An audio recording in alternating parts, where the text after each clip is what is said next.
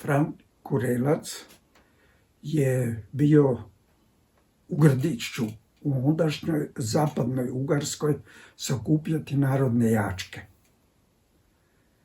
On je rođen i u Liki, Bruvno, dakle to je ta krajina odakle se jako veliki broj Hrvatov doselilo upravo na Pojance i Srednje Gradišće. Ne? Dakle, on je bio iz te krajine. Ne?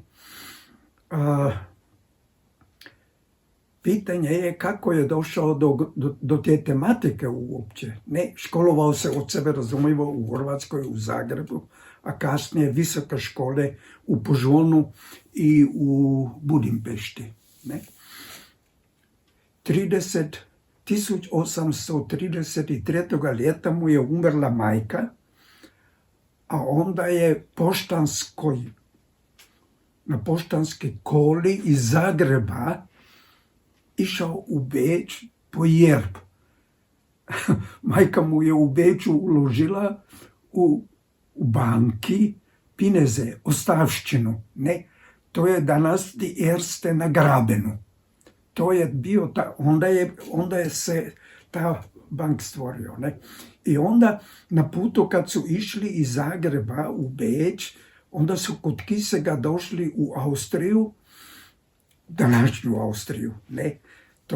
To je ta cesta, stara rimska cesta, ka peja na Šopron, iz Šoprona Proderštov, iz Mühlendorf i tako dalje.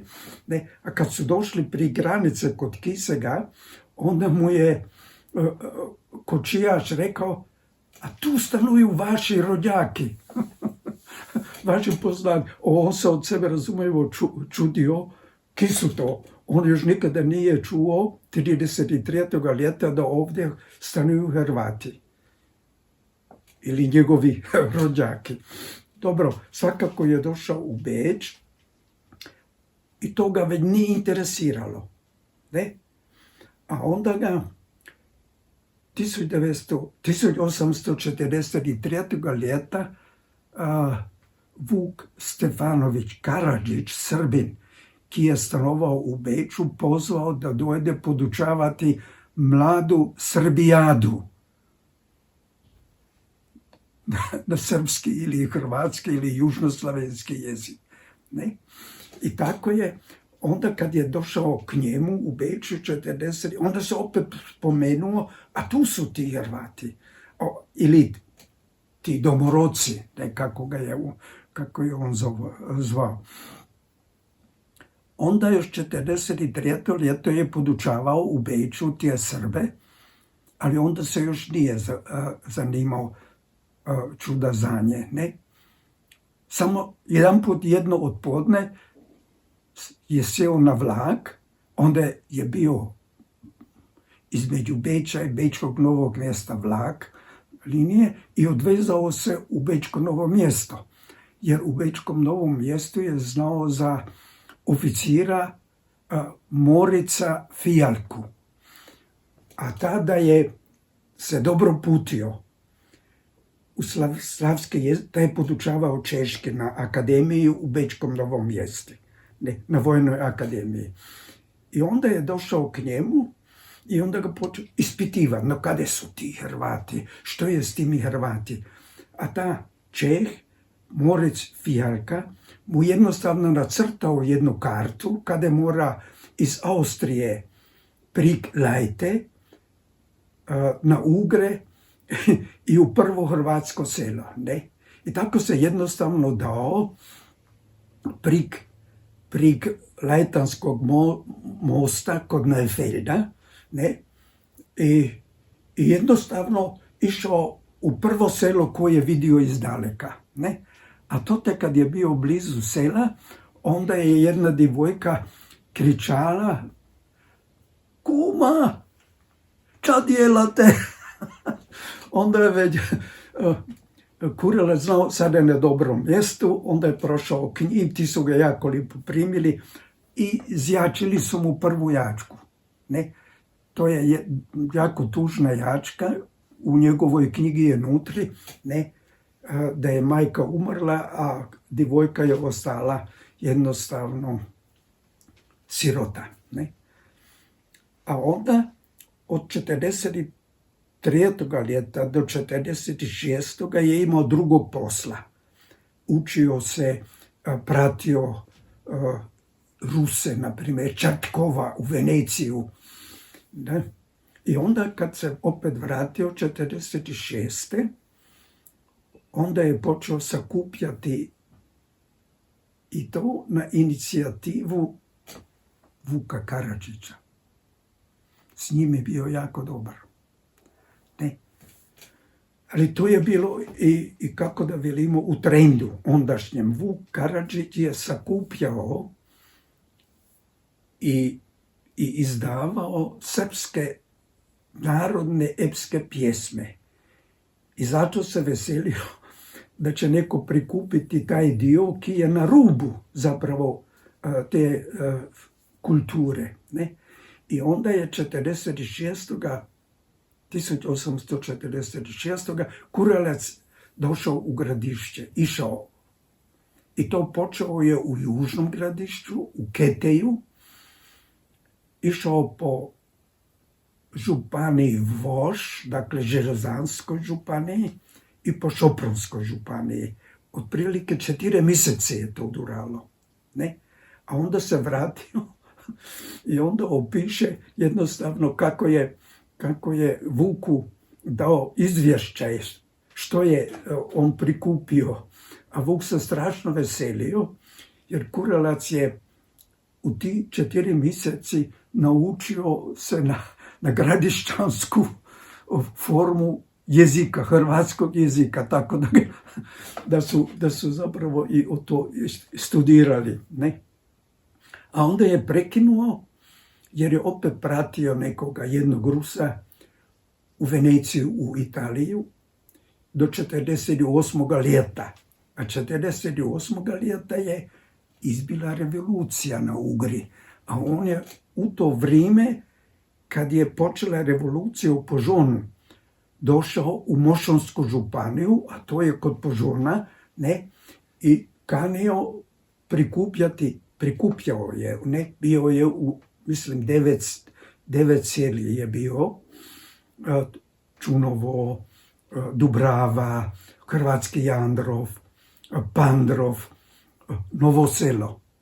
Ali u Novom selu je onda već jako zakipila revolucija i on je išao u krčmu i u krčmi se diskutira. I on je diskutirao politički. Politiku je načinio, nagovarao ljude na nešto što imamo onda kasnije u jednom opisu u letku. Ne? Što bi morali ili što bi trebali zapadno-ugarski Hrvati jednostavno prosjeti od Hrvatske. Ne? A onda su ga uhapsili ugarski panduri, jer ga je jedan Novoselac prijavio. Ovdje je hrvatski špion. I onda 4 mjeseca je bio u istraživačkom zatvoru. Ne? U ugarskom starom gradu. Ne? Na početku mu je teško išlo, ali onda poslije se sprijateljio sa slugom suda, Pinter se zvao. Ne? Ta i njegova žena su ga jako pomagali, jilo i tako dalje, jer znamo kako je u Uzi, da se teško ji, ili do knjig se ne more dovesti i tako dalje. I onda su mu načinili proces, 3 puta su ga ispitivali, što išće on ovdje, što kane ovdje. Ugri su onda jako bili protiv Hrvatov, jer su se Hrvati kanili izlučiti iz ugarske države. Ne? I onda, kod zadnjeg procesa, to je već bio u aprilu negdje, ne, su pozvali seljake iz Pandrofa, iz Novog sela, iz Hrvatskog Jandrofa, iz Bizonje, neka svjedoču da je on hrvatski špijun. Ali to nisu. Tako da ga nisu mogli odsuditi. I morali su ga pustiti na slobodu. Ali zato bi još morali dodati da je imao jako veliku sreću, jer na čelu suda je bio onda Špan u Ugarskoj, Mošonske županije, a to je bio Kroner se zvao, dakle jedan Nimac iz ove krajine ili nimškoga porijekla, a ta Kroner je imao velik posjed u Bizonji, u hrvatskom selu, jedan majur, a to su Hrvati dijelili, tako da je poznavao jako dobro prilike i pustili su ga na slobodu.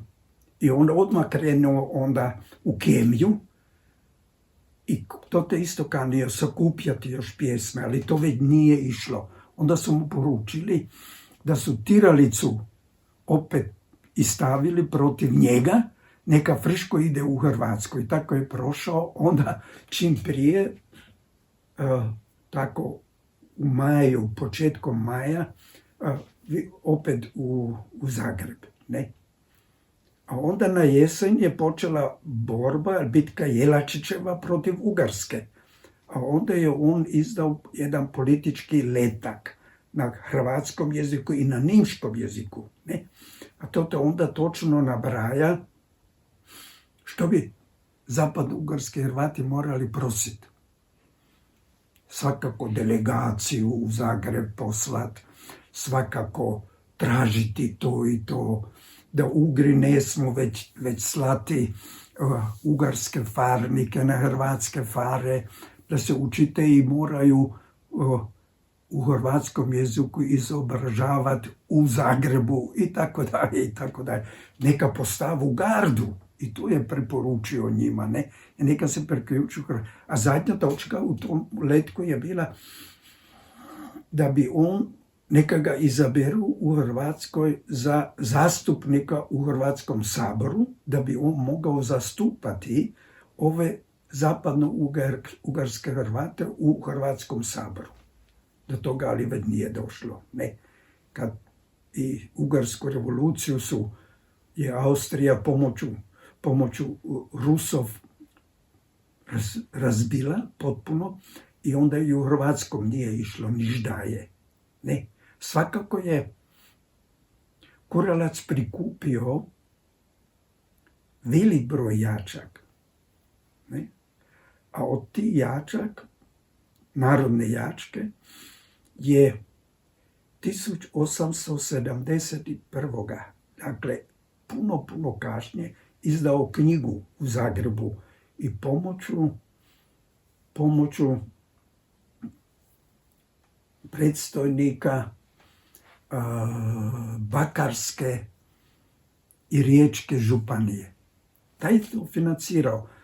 Kurelac je uvijek bio u stiski, nije imao pinijas, Čudakrad je prosio, poznajemo njegova pisma koja je pisao 1848. ljeta iz Požona Ljudavitu Gaju.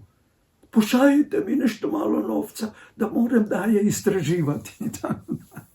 Da. Toliko, to je bilo zapravo ono što je u zapadnoj Ugarskoj načinio. I time je spasio zapravo gradišćanske, današnje gradišćanske, ondašnje zapadno-ugarske hrvatske jačke. Ne. Od sebe razumljivo teško je živio jer nije završio studij, nikakav studij. Ne. Ali ipak su ga onda pozvali u Rijeku na gimnaziju za profesora, za učitelja, a to te je onda on osnovao tu riječku jezičnu školu. Ne. Ta je bila nešto malo drugačija nego od Ljudevita Gaja. I od drugi isto tako, ili od Maretića. Ne. To je poznato u današnjoj filologiji. A onda, pri kraju života ga je pozvao đakovački biškup, neka ide podučavati na teologiju staroslavenski jezik. To mi je zapravo zadnje zanimanje, staroslavenski jezik. Ono što nas jako interesira zanima njegov putopis kojega ima u toj knjigi Jačke, to je oko 50 stranic. Sigurno to više nije toliko autentično, jer on je to 25-30 let kasnije pisao, ali jako dobro odgovara kako mu je išlo u Gradišću. U današnjem Gradišću, ne? Med farniki, med učitelji, narod kako ga je primao, što je mislio o gradišćanskom hrvatskom narodu, ne? I tako dalje. Dakle, to je jako interesantno, ne? Da ga zapravo oduševljenjem primio narod. S narodom se jako dobro razumio. Oduševljenjem su ga primali i učitelji, ne svi, ali ne toliko farniki. Da, za farnika je bio suspektna persona, špion. Tako, na primjer, u Kisegu mu nisu dali, farnik mu nije dao prenoćiti. Tako da je u Kisegu morao na Kalvariju gori pojet, a to te je prenoćio u zvoniku. I tako. Ili u Hrvatski Šica farnika nije bilo, bila je velika povodja, godina je curila, ne? Nisu imali maše, a on im je onda držao ono što se danas zove vodkotestin s njim i prodikovao njim i tako dalje. I zapravo on je prikupio i čudajačak iz tih sjel kada se danas ne govori hrvatski. Ne, Ketej, na primjer, onda Božuok, na primjer, onda ta mala ugarska sela u županiji Voš. Ili ako u Mošonskoj županiji znamo Dubravu, ne, uopće ne znamo kada je Dubrava. Dubrava ima nedaleko od Požune, ne, i tu je prikupio nešto pjesam, ne, i zabilježio. To je zapravo njegova velika zasluga. 1871. je tiskana ta knjiga, koja se danas isto jako cijeni, a Šandor Horvat je priredio reprint izdanje u Budimpešti u Kroatiki. Ne? Tako da se more knjiga bez daljnjega nabaviti. Petrovišćani su mislili da mi ne znamo za tu knjigu, a oni su našli jedan primjerak u Petrovom selu, a po tom primjerku su onda dali reprint izdanje načiniti. I to je to. Ok?